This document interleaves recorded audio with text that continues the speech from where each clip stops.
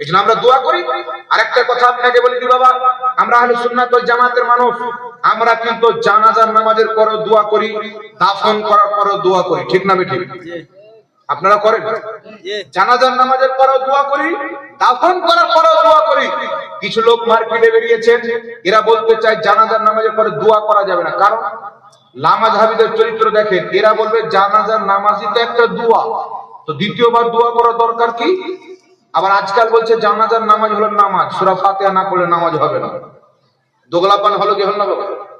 দুমুখী হলো কি হলো না? যদি মেনে নি জানাজার নামাজ দোয়া, মেনে নিলাম, তো দ্বিতীয়বার দোয়া করা নাজায়েজ হয়ে যাবে। যত দোয়া করব তত ভালো, আল্লাহ খুশি হবে। আমি আপনাকে রেফারেন্স দিচ্ছি, কিতাব খুলেন, আল বিদায়া ওয়ান নিহায়া, কিতাবটির নাম হচ্ছে বাদায়ুস সানাই। ইমাম কাসানি রাহমাতুল্লাহ আলাইহি এই কিতাবের মধ্যে হাদিস এনেছেন, হযরত সাইয়্যিদনা উমর ফারুক রাদিয়াল্লাহু তাআলা আনহু একটি জানাজার নামাজ পড়তে গেলেন, যাওয়ার পরে দেখছেন আল্লাহর নবী জানাজার নামাজ পড়িয়ে দিয়েছেন, জানাজার নামাজ শেষ। হযরত উমর ফারুক বলছেন, ইয়া রাসূলুল্লাহ, ইয়া হাবিবাল্লাহ, আমরা তো জানাজার নামাজ পেলাম না, আপনি যদি অনুমতি দেন দ্বিতীয়বার জানাজার নামাজ পড়ে নেব। রাসূল পাক বললেন, জানাজার নামাজ দ্বিতীয়বার হয় না, তবে তুমি মৃত্যু ব্যক্তির জন্য দোয়া করতে পারো। হযরত উমর ফারুক রাদিয়াল্লাহু তাআলা আনহু জানাজার নামাজ হয়ে যাওয়ার পর লোকজনকে নিয়ে কাতারবন্দী হয়ে মৃত্যু ব্যক্তির লাশের পাশে তিনি দোয়া করলেন, জোরে বলুন সুবহানাল্লাহ। তাহলে জানাজার নামাজের পর যদি দোয়া করা না যায় হতো, তো আল্লাহ নবী করতে বলতেন। হযরত উমর ফারুক দলবদ্ধভাবে কাতারবন্দী হয়ে দোয়া করেছেন। সুতরাং জানাজার নামাজের পরে দোয়া করা যায়। দেওবন্দি ভাইদের বড় আলিম আনোয়ার শাহ কাশ্মীরি সাহেব বুখারী শরীফের সারা লিখতে গিয়ে বলছেন যে জানাজার নামাজের পর সবাই মিলে হাত তুলে দোয়া করা জায়েজ আছে, এটা অস্বীকার করা ভুল, জোরে বলুন সুবহানাল্লাহ। কিতাবটির নাম হচ্ছে সুনানুল কুবরা লিল বাইহাকি, চতুর্থ খণ্ড, বাব হচ্ছে কিতাবুল জানাইজ। জানাজার চ্যাপ্টারের মধ্যে ইমাম বাইহাকি রাহমাতুল্লাহ আলাইহি হাদিস এনেছেন, হযরত আলী রাদিয়াল্লাহু তাআলা আনহু জানাজার নামাজ যখন কমপ্লিট করতেন, সালাম ফিরানোর পর মৃত্যু ব্যক্তির দিকে এক দুই কদম চলে যেতেন, তারপরে মৃত্যু ব্যক্তির নিকটবর্তী হয়ে লাশের পাশে দাঁড়িয়ে তার জন্য দোয়া করতেন। হযরত আবু হুরায়রা রাদিয়াল্লাহু তাআলা আনহু জানাজার নামাজে সালাম ফিরানোর পর মৃত্যু ব্যক্তির জন্য দোয়া করতেন। সুতরাং জানাজার নামাজের পর মৃত্যু ব্যক্তির জন্য দোয়া করা এটা এক শুধু জায়েজ নয়, বরং নেকির কাজ, সওয়াবের কাজ, জোরে বলুন সুবহানাল্লাহ। দাফন করার পর দোয়া করা যাবে কিনা? এখন তো বড় মাসলা হচ্ছে পৃথিবীর মুসলমান, যে দাফন করার পরে অনেক লোক পালিয়ে যায়, আসে না নাই বাবা? কিছু লোক জানাজা পড়ে পালিয়ে যায়, এটা মনে হয় আপনাদের দিকে এখন আসেনি। হ্যাঁ, জানাজা পড়ে পালিয়ে যাবে, মাটি দেওয়ার দরকার কি? আর এরাই ফের বাজারে গিয়ে বলো আমরা নবীর সুন্নাত মান্নাওয়ালা। আল্লাহর নবী বলছেন, আবু দাউদের সহিহ হাদিস, আলবানী তাহকিক করতে গিয়ে সহিহ বলেছেন, রাসূল পাক বলছেন, ইদা ফারাগা মিন দাফনিল মাইয়াতি ওয়াকাফা আলাইহি ক্বালু ইস্তাগফিরু লি আখিকুম। আল্লাহর নবী বলছেন, মৃত্যু ব্যক্তিকে দাফন করার পর চলে যেও না, দাঁড়াও। দাঁড়িয়ে কি করব? রাসূল পাক বলছেন, মৃত্যু ব্যক্তির জন্য ইস্তেগফার করো, দোয়া করো, জোরে বলুন সুবহানাল্লাহ। আল্লাহর নবী বলছেন, দাফন করার পর চলে যেও না, দাঁড়িয়ে মৃত্যু ব্যক্তির জন্য দোয়া করো, ইস্তেগফার করো। এখন যারা পালিয়ে যায় তারা নবীর কথা মানলো না, যারা দোয়া করে পালায় তারা নবীর কথা মানলো? দোয়া করে যেতে হবে, জানাজা পড়ে পালানো যাবে না। এই জন্য পৃথিবীর মুসলমান ফরজ নামাজের পর সবাই মিলে হাত তুলে দোয়া করা, এটাও রাসূলুল্লাহর হাদিসে জায়েজ বলা হয়েছে।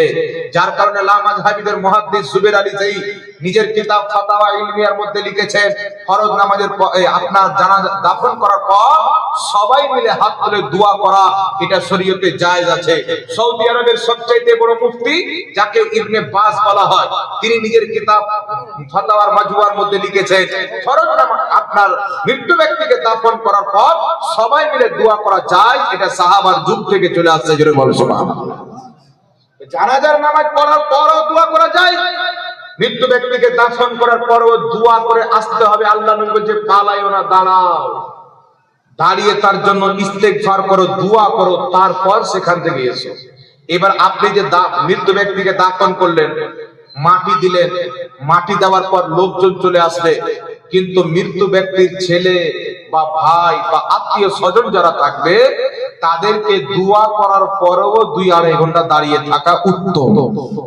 সহিহ মুসলিমের হাদিস, আল্লাহর নবী বলছেন, মৃত্যু ব্যক্তিকে দাফন করার পর তার আত্মীয় স্বজন এতক্ষণ পর্যন্ত যেন কবরের পাশে থাকে যতক্ষণ একটা উট জবাই করে তার মাংস বিলানো হয়। খাল খালিয়ে নিলেন, উট জবাই করে মাংস বিলিয়ে নিলেন। এতটুকু কাজ করতে যতটুকু সময় লাগে, বাপ মারা গেছেন, বাপের কবরের পাশে দাঁড়িয়ে দোয়া করেন, ইস্তেগফার করেন। ভাই মারা গেছে, ভাইয়ের কবরের পাশে দাঁড়ান। দাদু মারা গেছে, দাদুর কবরের পাশে। মা মারা গেছে, মায়ের কবরের পাশে। স্ত্রী মারা গেছে, স্ত্রীর কবরের পাশে দাঁড়িয়ে আপনি ইস্তেগফার করেন, তার জন্য দোয়া করেন। এতে মৃত্যু ব্যক্তির সাহস বাড়ে, মৃত্যু ব্যক্তি উপকৃত হয়। আর মুসলমানের কবর যেই ব্যক্তি জিয়ারত করতে যায় বা তার কবরের পাশে যায়, সেই ব্যক্তিকে মৃত্যু ব্যক্তি চিনতে পারে। জোরে বলতে হবে সুবহানাল্লাহ। আল্লাহর নবী সাল্লাল্লাহু আলাইহি ওয়াসাল্লাম বলেন, বুখারীর হাদিস, ইন্নাল মাইয়িতা ইযা উদিআ ফি কবরিহি ইন্নাহু লা ইয়াসমাউ খাফফা নিআলিহিম ইদাম সরাফু। আল্লাহর নবী বলেন, মৃত্যু ব্যক্তিকে দাফন করার পর যখন জীবিত ব্যক্তি হেঁটে যায়, তার জুতোতে যে আওয়াজটা বের হয় ফটফট করে, রাসূল পাক বলেন মৃত্যু ব্যক্তি ওই আওয়াজটাকে শুনতে পায়। আপনি কবরের পাশে দাঁড়িয়ে মুর্দাকে তালকিন করেন, রাসূল পাক বলেছেন, তার জন্য দোয়া করেন, ইস্তেগফার করেন, তালকিন করেন। এটা হচ্ছে সুন্নাত তরিকা। এখন জানাজা পড়ে মানুষ পালিয়ে যাচ্ছে, এর চাইতে দুর্ভাগ্য আর কি হতে পারে বাবা? এজন্য আমাদের এত কাজ যে একটা মৃত্যু ব্যক্তির কাজ সম্পূর্ণ না করে আমরা পালিয়ে যাচ্ছি। আল্লাহ আমাদেরকে বুঝার তৌফিক দান করুক, সকল বলেন আল্লাহুম্মা আমিন। বাপ মা আত্মীয় স্বজনকে মাটি দিয়ে চলে আসলেন, মাটি দেওয়ার পরে কবর জিয়ারত করতে যান, ঠিক না বেটি? আপনারা কবর জিয়ারত করেন? কিছু মৌলবি বেরিয়েছেন যে ইমাম সাহেবকে নিয়ে 4 দিন 5 দিন কবর জিয়ারত করতে গেল, তারপরে ইমাম সাহেবকে লুঙ্গি দিচ্ছে, ওই যে কবর পূজা করে লুঙ্গি দিচ্ছে। বর্তমানে একটা পাতলা করে মৌলবি বেরিয়েছে, আপনারা দেখেছেন বর্ধমানের দিকে, শাওকাতের বেটা, নাম শুনেছেন? পাতলা করে মৌলবি বেরিয়েছে, নামটা শুনেছেন না? এই বাবা বলেন না, শুনেছি কি শুনেন? এক জায়গাতে বক্তব্য দিচ্ছে, ও ডাব চোর বলে আমরা জানি, ও নিজেই বলেছে আমি ডাব চুরি করে খেতাম। ও বলতেছে যে এখন মানুষ বাপ মারা গেছে, মা মারা গেছে, ইমাম সাহেবকে নিয়ে কবর জিয়ারত করে 3-4 দিন, তারপরে তাকে ইমাম সাহেবকে লুঙ্গি দেয়, কবর পূজা করে লুঙ্গি দিচ্ছে। আচ্ছা বলেন তো বাবা, কবর জিয়ারত করা নবী পাকের সুন্নাত। কেউ যদি সুন্নাতকে পূজা বলে, মুসলমান থাকবে না কাফির হবে?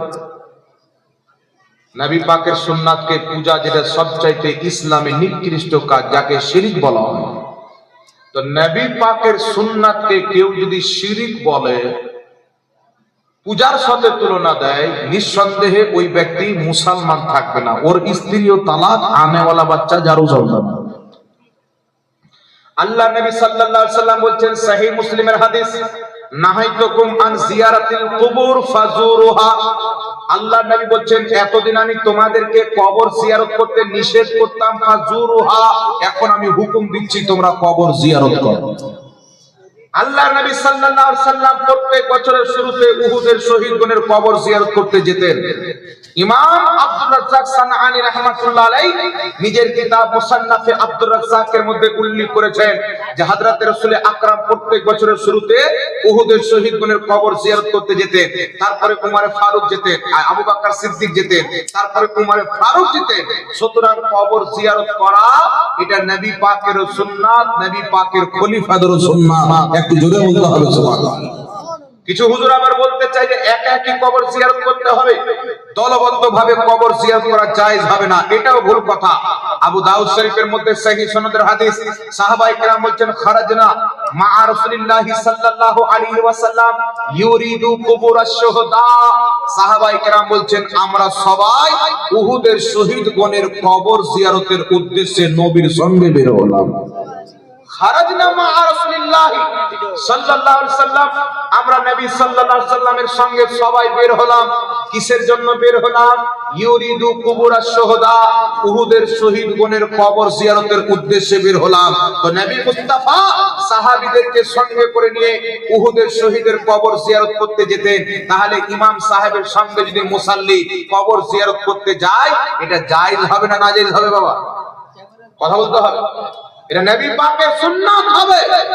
এই জন্য আপনারা পিতামাতা আত্মীয় স্বজনের কবর জিয়ারত করবেন, সর্বপ্রথম লক্ষ্য রাখবেন যে কবর জিয়ারত করলে আপনার অন্তরটা নরম হবে, তাকওয়া পরহেজগারি বাড়বে, আখিরাত বলে স্মরণ হবে, ঠিক না বেটি? আপনারও তাকওয়া পরহেজগারি, আল্লাহর ভয় মজবুত হবে, আখিরাতের স্মরণ হবে। আর আপনি যার কবর জিয়ারত করবেন, তার জন্য দোয়া করবেন, তো মৃত্যু ব্যক্তি উপকৃত হবে। রাসূল পাক সাল্লাল্লাহু আলাইহি ওয়াসাল্লাম বলেছেন, ইমাম হাকিম রাহমাতুল্লাহ আলাইহি আল মুস্তাদরাক আলা সাহিহাইন কিতাবে বিশুদ্ধ সনদে হাদিস উল্লেখ করেছেন, আল্লাহর নবী বলছেন, মৃত্যু ব্যক্তি দেখবে দিনের দিন তাদের মর্যাদা বাড়তে আছে, ফজিলত বাড়তে আছে। মৃত্যু ব্যক্তি আল্লাহকে বলবেন, আল্লাহ আমরা তো মরে গেছি, আমরা তো নামাজ পড়তে পারি না, রোজা রাখতে পারি না, হজ করতে পারি না, যাকাত দিতে পারি না, আমরা তো ইন্তিকাল করেছি, তবুও এত আমাদের মান সম্মান কি করে বাড়ে, এত ফজিলত কি করে বাড়ে? আল্লাহ পাক বলবে, আমার বান্দা তোমরা তো ইন্তিকাল করেছো, তোমাদের আত্মীয় স্বজন তোমাদের জন্য দোয়া করে, আর তাদের দোয়ার বরকতে আমি তোমাদের সম্মানকে বাড়াই দিয়েছি, ফজিলতকে বাড়াতে আছে। রাসূল পাক বলেন মিশকাতুল মাসাবির হাদিস, মৃত্যু ব্যক্তি যখন ইন্তিকাল করে, জীবিত ব্যক্তিদের দুয়ার অপেক্ষাতে তেমন থাকে যেমন ডুবনেওয়ালা ব্যক্তি বাঁচানেওয়ালার অপেক্ষাতে থাকে। আল্লাহর নবী বলেন, মানুষ যখন মারা যায়, খাস করে চার শ্রেণীর ব্যক্তির অপেক্ষায় থাকে। তার ছেলে মেয়ে, আত্মীয় স্বজন, বন্ধু বান্ধব, গ্রামবাসী, এরা কোনো দোয়া করবে, ইসালে সওয়াব করবে, আর সেই মৃত্যু ব্যক্তি কবরে যাবে, আর আল্লাহ তার কবরের আযাবকে হালকা করবে। এখন কবর জিয়ারত করবেন কোন পদ্ধতিতে? আপনি কবর জিয়ারত করতে গেলেন, সেখানে গিয়ে আপনি যদি পারেন দোয়া করবেন, যদি পারেন তো কোরআন পাকও পড়তে পারেন। কবর জিয়ারত করতে গিয়ে কোরআন শরীফ তিলাওয়াত করা যায়। ইমাম বদরুদ্দিন আইনি রাহমাতুল্লাহ আলাইহি বুখারী শরীফের শারাহ উমদাতুল কারির মধ্যে বলেছেন, মৃত্যু ব্যক্তির কবরের পাশে কোরআন তিলাওয়াত করা জায়েজ আছে। বিশ্ববিখ্যাত ইমাম ইমামুল্লাহ আলী কারি মিরকাতের মধ্যে লিখেছেন, মৃত্যু ব্যক্তির কবরের পাশে কোরআন তিলাওয়াত করা জায়েজ। ইমাম ইবনে কুদামা আল মুগনি কিতাবে লিখেছেন, কোরআন তিলাওয়াতের সওয়াব মৃত্যু ব্যক্তির কবরে যায়, ইজমাউল মুসলিমিন, এই বিষয়ে মুসলমানদের ইজমা আছে। লা মাযহাবিদের ইমাম ইবনে তাইমিয়া নিজের কিতাব মাজমুউল ফাতাওয়া 23 তম খণ্ডের মধ্যে লিখেছেন, কুরআন তিলাওয়াতের সওয়াব, তাসবিহ তাহলিলের সওয়াব, তাকবীরের সওয়াব, কালমা খানের সওয়াব, এই সমস্ত সওয়াব মৃত্যু ব্যক্তির কবরে যায়, ফলে মৃত্যু ব্যক্তি অনেক উপকৃত হয়। জোরে বলতে হবে সুবহানাল্লাহ। আল্লাহর নবীর হাসান হাদিস দ্বারা প্রমাণিত যে তোমরা মৃত্যু ব্যক্তির পাশে সূরা ইয়াসিন পাঠ করো। আল্লাহর নবীর হাসান হাদিস দ্বারা প্রমাণিত তোমরা মৃত্যু ব্যক্তির কবরের পাশে সূরা বাকারা পাঠ করো। এইজন্য পৃথিবীর মুসলমান কবর জিয়ারত করতে গিয়ে আপনি যা তিলাওয়াত করতে জানেন তিলাওয়াত করেন, আর দোয়া করেন, আল্লাহ আমি যে কোরআন তিলাওয়াত করেছি, দুরূদ শরীফ পাঠ করেছি, সালাতুল সালাম পাঠ করেছি, এই সমস্ত সওয়াব এই মৃত্যু ব্যক্তিদেরকে দান করো, আল্লাহ আপনার সওয়াব মুর্দার কবরে পৌঁছে দিবে। জোরে বলেন সুবহানাল্লাহ। এজন্য কবরও জিয়ারত করেন, ইসালে সওয়াবও করেন, 4 দিনে করেন, 40 দিনে করেন, বছর বছর করেন, যখন পারবেন তখন করেন, কোনো সমস্যা নেই। একজন মৌলভী সাহেব বলছে 4 দিনে চাহরম, 40 দিনে 40 কোন কিতাবের মধ্যে আছে? চাহরম 40 বলে কোনো জিনিস নাই।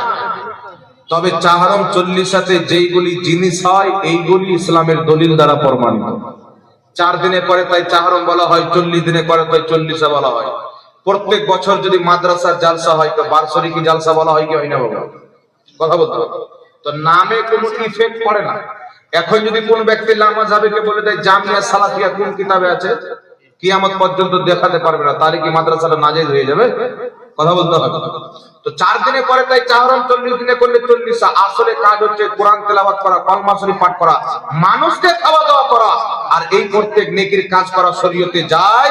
আর প্রত্যেক বৈধ নেকির কাজ করে তার সওয়াব মৃত্যু ব্যক্তিকে বকশে দিলে সেই সওয়াব মুর্দার কবরে আল্লাহ পৌঁছে দেয়, মৃত্যু ব্যক্তি উপকৃত হয়। এটা ইসলামের দলিল দ্বারা প্রমাণিত। জোরে বলেন সুবহানাল্লাহ।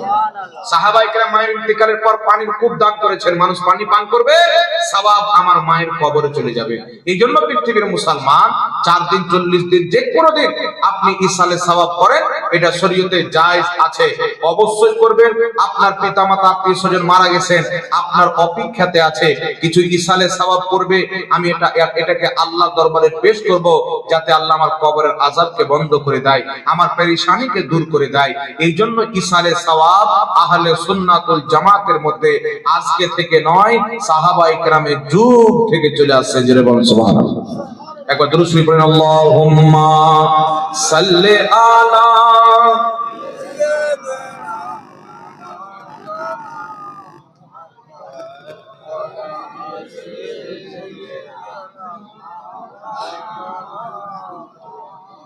حسبي ربي جل الله ما في قلبي غير الله حسبي ربي جل الله ما في قلبي غير الله نور محمد صلى الله لا إله إلا الله لا إله إلا الله لا إله إلا الله মুহাম্মাদুর রাসূলুল্লাহ সাল্লাল্লাহু তাআলা আলাইহি ওয়াসাল্লাম।